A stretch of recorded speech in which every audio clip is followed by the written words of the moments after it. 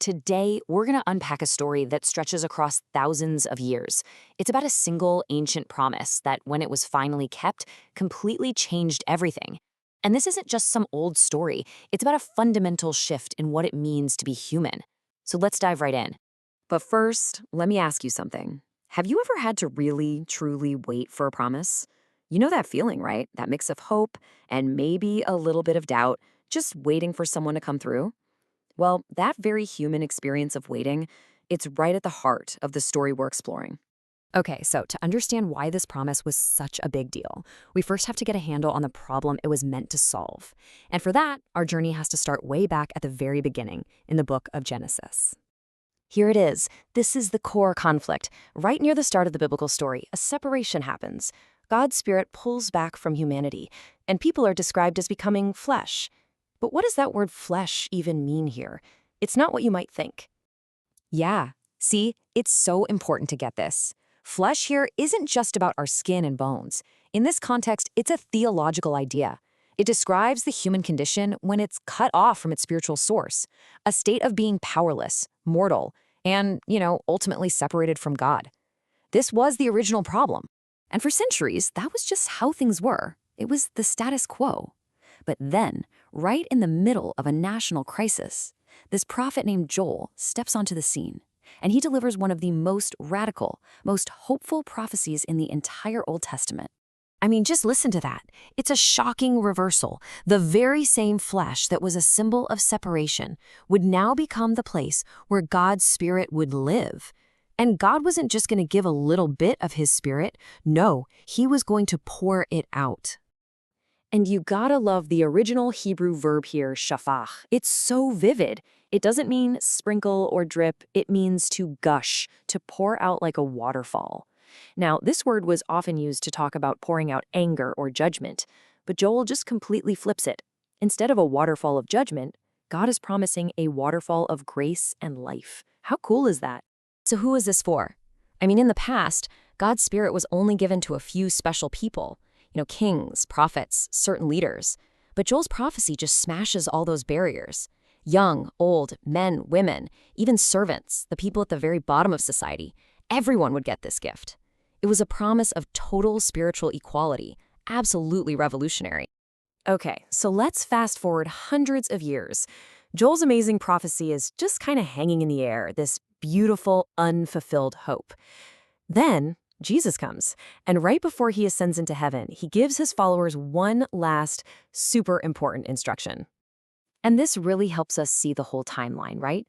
It all starts with separation, back in Genesis. Then comes this incredible prophecy from Joel. And now it all hinges on a command from Jesus, a command to wait. This is the bridge between that ancient promise and the moment it all comes true.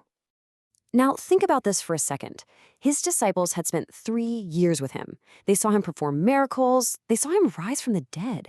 You'd think they were ready to go out and change the world. But Jesus tells them, nope, not yet. Don't go anywhere. Your real work can't even start until you get the power my Father promised.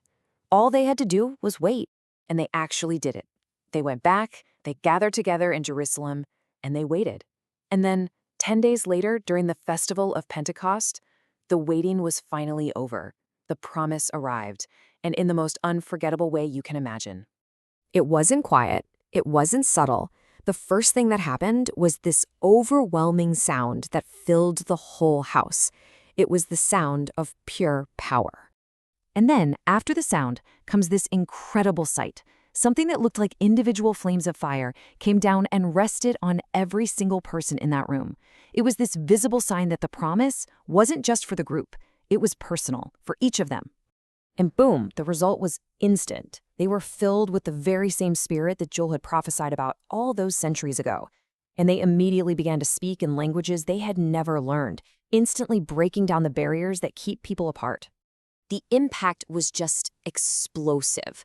These are the same disciples who were just hiding out in fear, and now they burst out onto the streets and start speaking with such power that a huge crowd gathers. And by the end of that one day, 3,000 people had joined them. 3,000! So how on earth did they explain all this chaos and excitement? Well, the Apostle Peter stands up and he connects all the dots. He tells the stunned crowd, hey, don't be confused. What you're seeing and hearing right now, this is it. This is the fulfillment of that ancient promise from the prophet Joel. The loop was finally closed. So it's an amazing story, for sure. But what does an event from 2,000 years ago really have to do with us today? Well, it still matters because it introduced a completely new way of living, a whole new source of power for the human heart. See, what happened on Pentecost basically gives humanity two different paths to walk down. There's life in the flesh, that state of separation we talked about, and that just leads to things like strife, division, and hatred. But then there's this second path, a life powered by the Spirit, and it produces something totally different: love, joy, peace, patience. So this whole story isn't just a one-time historical event.